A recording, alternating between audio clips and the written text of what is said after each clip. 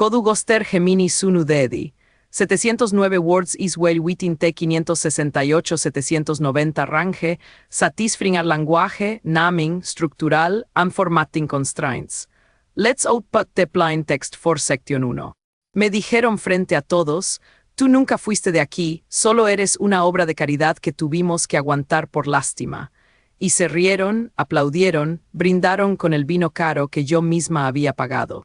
Me llamo Renata, tengo 32 años y trabajo como analista de préstamos comerciales en un banco de Guadalajara. Me paso los días encontrando las grietas en las finanzas ajenas antes de que esas grietas terminen por hundirlo todo. Los números nunca mienten y tampoco fingen que te quieren. La gente, en cambio, maneja otra clase de matemáticas y durante 24 años fallé por completo al intentar descifrar la ecuación de mi propia familia. Pero lo que encontré 3 días después no tenía nada que ver con el dinero. Llegué a la casa de la familia Vargas a los 8 años, cargando todas mis cosas dentro de una bolsa de basura negra, con la esperanza silenciosa de encontrar un hogar real. 4 años más tarde, Walter y Diana tuvieron una hija propia, Celeste, y desde ese mismo instante comprendí cuál era mi lugar exacto en ese tablero. Yo era la invitada permanente en mi propia vida, la hermana mayor que debía agradecer cualquier migaja de afecto. Por eso, cuando llegó el momento de la boda de Celeste, asumí la carga sin cuestionar demasiado. Pagué la fiesta completa. Las flores importadas, el banquete de 5 tiempos, la barra libre, 35,000 pesos transferidos de golpe desde mis ahorros porque mi madre había llorado en mi cocina diciéndome que la familia estaba ahogada en deudas. Yo creía que ese cheque era el pago definitivo de una deuda invisible que llevaba cargando desde la infancia. Estaba completamente equivocada. Aquello no era más que la primera apuesta de una partida que ya estaba perdida. En la recepción, Celeste golpeó su copa con una cuchara de plata, agradeció a su verdadera familia y repitió ante 200 invitados que yo jamás había sido parte de sus vidas, sino un simple caso social que toleraron por compasión cristiana. Mis padres adoptivos se pusieron de pie y la aplaudieron con una sonrisa ensayada. Los guardias de seguridad me escoltaron hacia la salida bajo las lámparas de cristal que yo misma había financiado.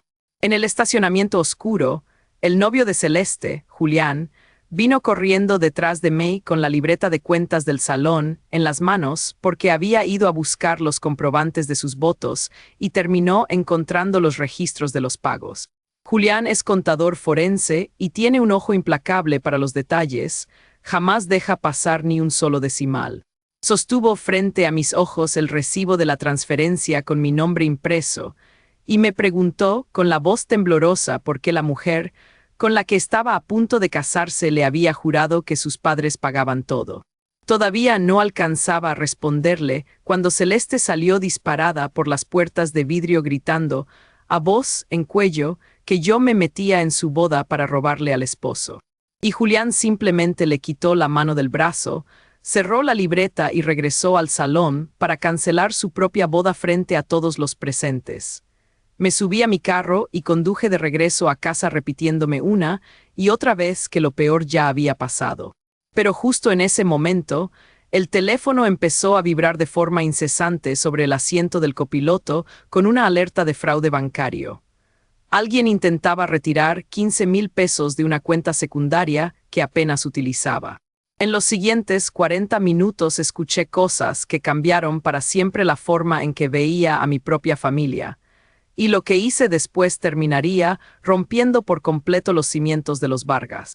El aire dentro del departamento estaba pesado, olía a encierro y al café frío que había dejado en la mesa antes de salir. Escuché los tacones de Diana resonando sobre el parqué de la sala contigua, el suspiro cansado de los cojines del sofá y el latido desbocado de mi propio corazón contra las costillas. Los intrusos habían llegado y sobre la mesa de centro acababan de soltar algo sumamente pesado. Una carpeta de documentos notariales que llevaba meses escondida en el fondo del estudio. Kodugoster Gemini Sunu Dedi. Kodugoster Gemini Sunu Dedi. Ahí en mi mente solo repetía que debía mantener la calma, aunque por dentro sentía que el suelo se movía bajo mis pies. Yo tenía 8 años la primera vez que vi a mi madre ocultar un documento bajo el mantel de la sala, mientras mi padre sonreía y le servía más vino a los invitados. Aquella escena regresó a mi memoria con una claridad pasmosa mientras limpiaba los escritorios de la notaría donde trabajaba como gestora administrativa. Mi profesión me había enseñado a leer entre líneas, a buscar las firmas duplicadas y a rastrear cada cláusula en letra pequeña que los demás preferían ignorar. Durante meses, ignoré las llamadas cortadas de la residencia de ancianos y los avisos del banco que llegaban a una dirección equivocada, convencida de que eran simples errores de sistema o despistes propios de la edad. Y esa es la parte que todavía no me perdono, porque las señales estaban ahí desde el principio, claras y ordenadas, esperando a que alguien decidiera mirar sin miedo. Los documentos que encontré aquella tarde dentro de la carpeta de cuero azul no dejaban lugar a dudas ni a interpretaciones benévolas. Era un poder notarial con amplias facultades de disposición, redactado con una precisión quirúrgica, acompañado por los contratos de compraventa de la propiedad familiar y varios retiros sistemáticos que vaciaban la cuenta de ahorros mes a mes. Mi madre apareció en el umbral de la cocina con su taza de café humeante. Me miró con una tranquilidad pasmosa y soltó la frase que lo cambió todo, dicha con la misma naturalidad con la que hablaba del clima o de las compras del mercado. De todos modos, para Navidad ya no se acordará de nada. ¿Tú crees que se puede perdonar a alguien que hace cuentas con la memoria de su propio padre mientras todavía respira? Pero justo en ese momento, mientras el papel crujía entre mis dedos temblorosos, escuché un ruido leve que provenía del pasillo y me detuve en seco. La mano del anciano, que supuestamente estaba postrado y sin lucidez en la habitación contigua, no temblaba en lo más absoluto mientras sostenía una libreta pequeña donde anotaba cada fecha, cada cifra y cada nombre en riguroso secreto. Él llevaba meses fingiendo su propio deterioro para descubrir hasta dónde llegaba la avaricia de su propia hija, y había colocado aquella trampa con la paciencia de quien ya no tiene nada que perder. ¿Tú habrías guardado silencio en su lugar o habrías confrontado a todos de inmediato? Los días siguientes no fueron fáciles, pues reunir las pruebas exigía una estrategia fría, metódica y completamente silenciosa, lejos de los gritos y de los reproches estériles que solo habrían servido para alertarlos. Acudí a una abogada especializada en derecho civil y conseguí un informe médico completo elaborado por un geriatra independiente, que confirmaba la plena capacidad mental de mi abuelo durante todo el proceso. Los extractos bancarios demostraban que faltaban 350,000 pesos, sustraídos mediante pequeños retiros hormiga a lo largo de 14 meses, un patrón típico de abuso financiero intrafamiliar del que casi nadie se atreve a hablar abiertamente. La otra parte no tardó en contraatacar cuando notó que algo no iba bien, cambiando las cerraduras de la casa principal, difundiendo versiones falsas entre los parientes para aislar al abuelo y acusándome a mí de ser una oportunista interesada en el dinero. El enfrentamiento definitivo ocurrió durante la celebración del aniversario de bodas de mis tíos, un evento social con decenas de testigos, parientes lejanos y la presencia de la misma notaria que había autenticado los papeles fraudulentos. No grité, no insulté a nadie y mantuve la postura recta que aprendí durante años de lidiar con situaciones límite en las oficinas notariales. Fui sacando los documentos de mi bolso, uno a uno, colocándolos sobre la mesa principal con un movimiento lento y medido, dejando que la mentira se derrumbara por su propio peso ante la mirada atónita de los invitados. Mi abuelo se puso de pie con una firmeza que dejó helados a todos los presentes y habló con su voz real, fuerte y clara, confesando que llevaba meses documentando cada maniobra para desenmascarar a los responsables de la traición. Recuperamos el dominio legal de las propiedades y logramos restituir los fondos a su verdadera cuenta, aunque decidimos no iniciar un proceso penal por la vía de la cárcel para evitar un desgaste familiar todavía mayor. Lo que se perdió para siempre fue la confianza, el acceso a las reuniones y la ilusión de haber tenido una familia unida que en realidad solo existía cuando las cuentas cuadraban a favor de unos pocos.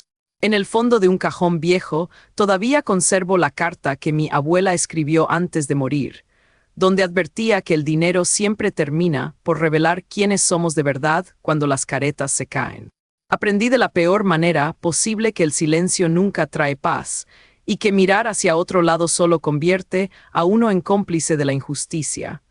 ¿Alguna vez tuviste que alejarte de tu propia familia para salvar tu propia dignidad?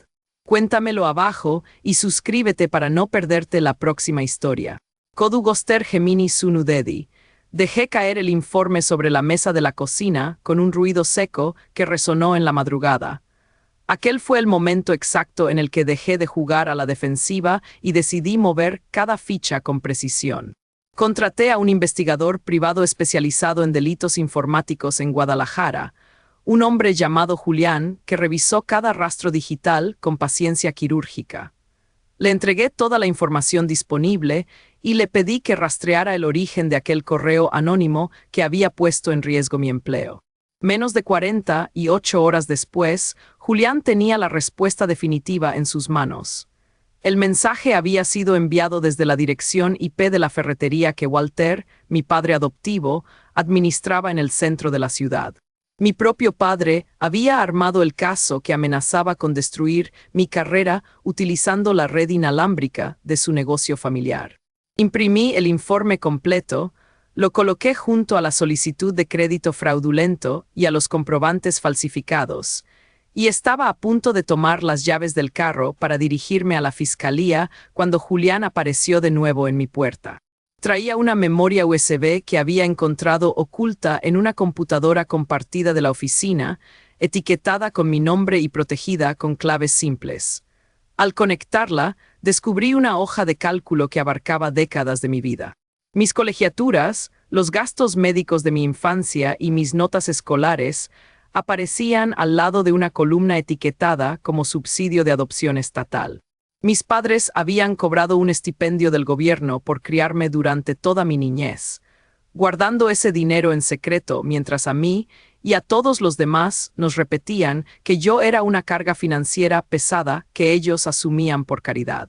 Pero lo peor no era eso, sino un documento legal escaneado y fechado exactamente el día en que cumplí 18 años, con una firma falsificada que extendía el control de Walter sobre un fideicomiso que mi abuela biológica me había dejado.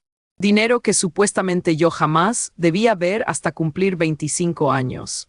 Recordé perfectamente haber firmado unos papeles en la mesa de la cocina esa misma tarde, creyendo de buena fe que se trataba de trámites universitarios que mi padre gestionaba como tutor. No eran becas ni ayudas escolares.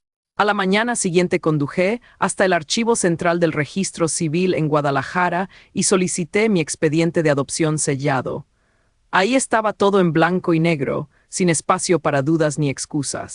Un fondo a mi nombre administrado por Walter como custodio legal, del que yo no tenía la menor noticia. Esa misma tarde regresé al departamento y encontré a Diana y a Walter sentados en la sala con un recipiente lleno de empanadas caseras. El mismo platillo con el que solían recompensarme cuando las calificaciones eran excelentes y yo les resultaba útil para sus cuentas.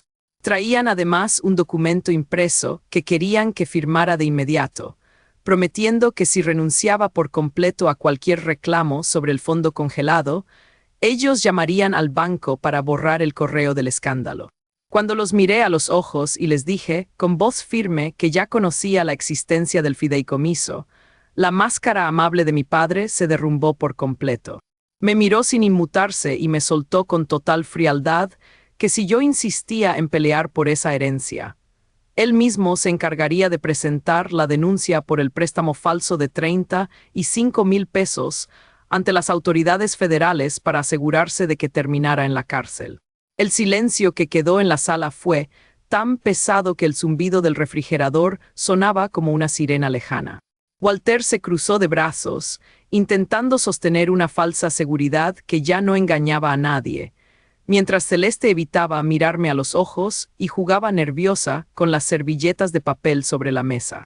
No se trataba solo de una amenaza, vacía dicha en un momento de furia familiar. porque mi padre adoptivo siempre había sabido cómo usar los vacíos legales como armas de control.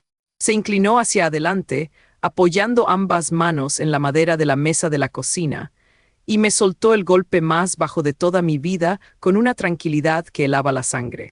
Dijo que la adopción nunca se había completado del todo debido a un recurso que una tía biológica había presentado cuando yo tenía 10 años.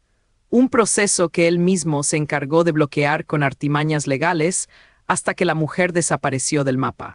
Según sus palabras, legalmente yo seguía siendo solo una menor bajo custodia temporal que había envejecido dentro del sistema, mientras que él conservaba el poder absoluto sobre el fideicomiso familiar sin que nadie pudiera reclamarle nada.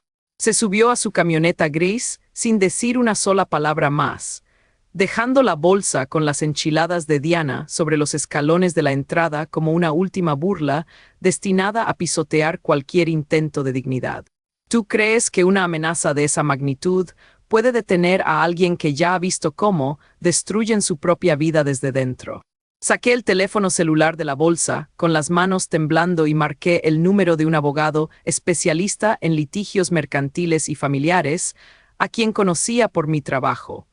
Un hombre incansable llamado Rodrigo que aceptó recibirme de inmediato en su despacho en el centro de Guadalajara. Cuando llegué a su oficina, con el olor a papel viejo y café cargado impregnando el aire, Rodrigo revisó los expedientes y confirmó la peor de mis pesadillas con una frialdad profesional que me dejó sin aliento. Walter ya había presentado una solicitud formal en los tribunales de lo familiar para asegurar el control total del fondo, con una audiencia programada para 48 horas después, lo que significaba que el tiempo jugaba en mi contra de la peor manera posible. Me explicó que la única salida legal para frenar ese desfalco antes de que el juez firmara la resolución definitiva era encontrar a aquella tía biológica que había peleado por mí en el pasado y convencerla de reactivar su reclamo en los juzgados. Manejé durante 4 horas seguidas por la carretera rumbo a Puebla, con la lluvia golpeando el parabrisas del auto y la mente dando vueltas sobre una infancia que creía conocer, hasta que llegué a una calle silenciosa de casas antiguas y tocó la puerta de una mujer llamada Marisol.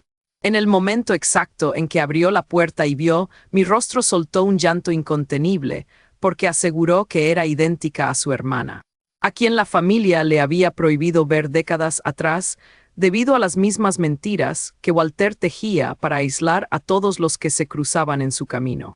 Me hizo pasar a la sala, donde el aroma a manzanilla y humedad llenaba el ambiente, y me confesó que no había abandonado el juicio de custodia por falta de interés o por abandono voluntario.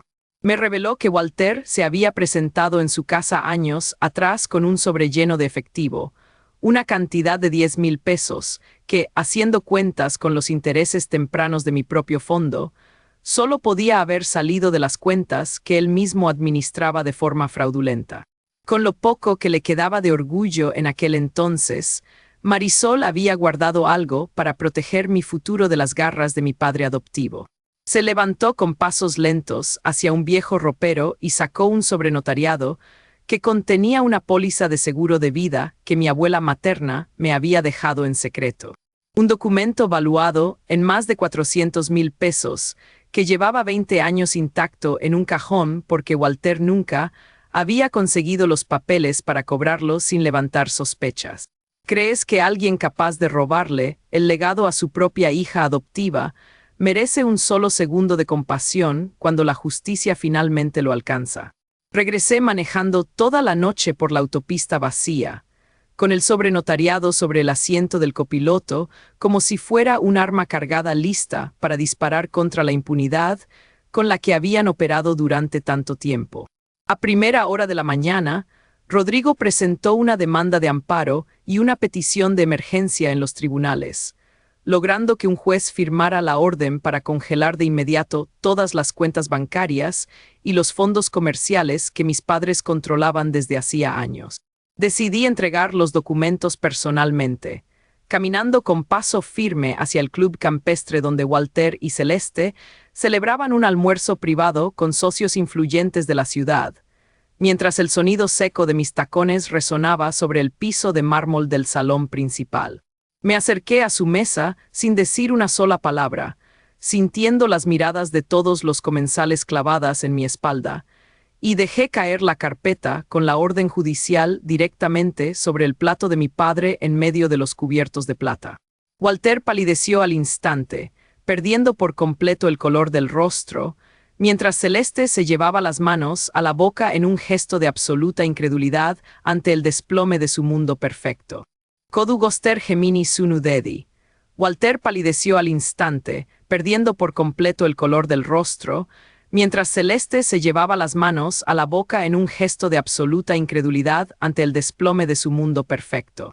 Los invitados alrededor empezaron a murmurar, mirando los papeles oficiales que reposaban sobre la vajilla fina, mientras Rodrigo, el abogado especialista que me acompañaba, mostraba su identificación oficial a los encargados del Club Campestre en Guadalajara para asegurar que la orden judicial de incautación se cumpliera sin resistencia. La tensión en el salón era tan densa que se podía palpar en el aire frío de la tarde, marcando el fin definitivo de los años de engaño y abusos financieros perpetrados por mis padres. En ese exacto momento, antes de que Walter pudiera balbucear alguna excusa frente a los socios comerciales, le pedí al mesero que se encargara de las tarjetas corporativas, sabiendo que el sistema las rechazaría por falta de fondos. Salí del club sintiendo en el pecho una profunda calma, caminando hacia la salida con paso sereno y con la certeza de que la verdad había salido a la luz. Sin embargo, apenas crucé hacia el estacionamiento, mi celular comenzó a vibrar con una alerta federal urgente. Las autoridades estaban en camino hacia mi departamento con una orden de arresto por una presunta conspiración de evasión fiscal ligada al negocio de mi padre adoptivo. Resultaba que la documentación falsificada, al cumplir la mayoría de edad, no solo había servido para robarme, sino que me había convertido oficialmente en la directora de la empresa fantasma de Walter. Al entregar la carpeta con el registro oculto, les había entregado involuntariamente una confesión con mi propio nombre. Pasé las horas siguientes en una pesadilla silenciosa en la oficina de Rodrigo mientras los agentes mostraban la orden de aprehensión. Fue gracias a la intervención de Julián, quien usó su experiencia como contador forense, y a la habilidad de Rodrigo, que logramos desmantelar la trampa. Presentaron registros de vuelos, bitácoras de auditoría forense y expedientes de la preparatoria para demostrar que me era imposible haber diseñado una red de lavado de dinero siendo menor de edad. La orden de arresto fue anulada en el acto y redirigida hacia el hombre que realmente había construido esa red. Tanto Walter como Diana fueron formalmente acusados en menos de un mes por usurpación de identidad y evasión fiscal. Las autoridades incautaron la ferretería, la residencia de Guadalajara y cada uno de los bienes ocultos, dejando a mis padres sin respaldo. Celeste perdió a su prometido en cuanto el escándalo salió en las noticias, quedando a la deriva y buscando dónde rentar un departamento.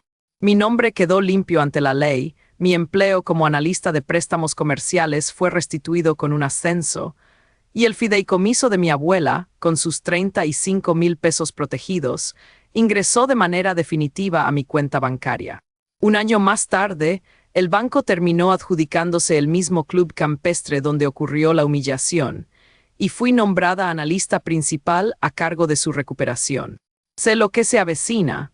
Celeste sigue buscando financiamiento, y sé que tarde o temprano su solicitud de crédito comercial va a llegar a mi escritorio con su nombre en la parte superior. No sentiré rencor cuando eso pase. Tomaré mi pluma, revisaré los números con la frialdad de siempre y marcaré el documento como denegado. El expediente financiero, después de tantos años, por fin está cerrado. ¿Alguna vez tuviste que alejarte de tu propia familia? Cuéntamelo abajo y suscríbete para no perderte la próxima historia.